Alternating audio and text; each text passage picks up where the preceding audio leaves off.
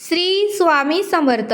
बघा, समर्थ सांगतात की भगवान श्रीकृष्णाने कर्णाला सर्वात मोठा दानशूर मानले आहे आणि अर्जुनाला मात्र कर्णाची स्तुती आवडली नाही, कर्णाचे कौतुक आवडले नाही. म्हणूनच त्याने एकदा श्रीकृष्णाला विचारले की सर्वजण कर्णाचे एवढं कौतुक का करतात? मी कोठे कमी आहे?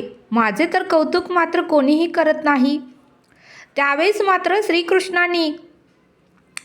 मात्र श्रीकृष्णाने दोघांची परीक्षा घ्यायचं ठरवलं आणि श्रीकृष्णाने 2 पर्वत सोन्याचे बनवले आणि त्या दोघांना अर्जुन आणि कर्णाला सांगितले की तुम्ही आता हे 2 सोन्याचे पर्वत मी बनवले आहे तुमच्या दोघांसाठी. आता तुम्ही हे सोने वाटायचे आहे. सुरुवातीला अर्जुनाला बोलवले. अर्जुनाला सांगितलं की हे सोन्याचं पर्वत तुझं आहे. आता तू हे सोनं गावकऱ्यांना वाटायचं आहे. त्यावेळेस मात्र अर्जुनाने सोन्याचे तुकडे करायला सुरुवात केले.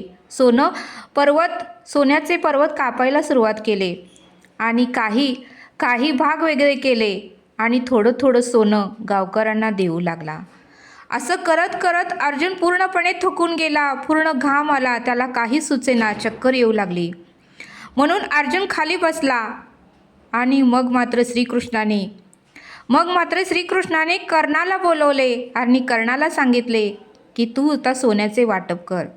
त्यावेळेस मात्र कर्णाने कुठलाच विचार केला नाही. कर्णाने थोडाही विचार केला नाही आणि कोणत्याही प्रकारचा फळाची अपेक्षा न करता कर्णाने सर्व गावकऱ्यांना बोलवले आणि गावकऱ्यांना सांगितले की हे सर्व सोनं तुमचंच आहे आणि तुम्हीच आपापसामध्ये व्यवस्थित वाटून घ्या, असे सर्व गावकऱ्यांना सांगितले.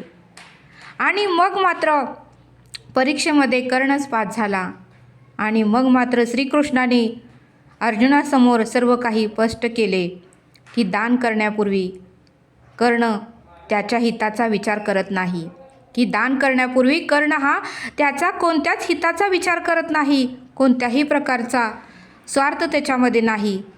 त्यामुळेच त्यांना सर्वात मोठा दानशूर मानलं जातं आणि त्यामुळे सर्वजण त्यांचं कौतुक करतं, त्यामुळे सर्वजण त्यांचा जय जयकार करतं.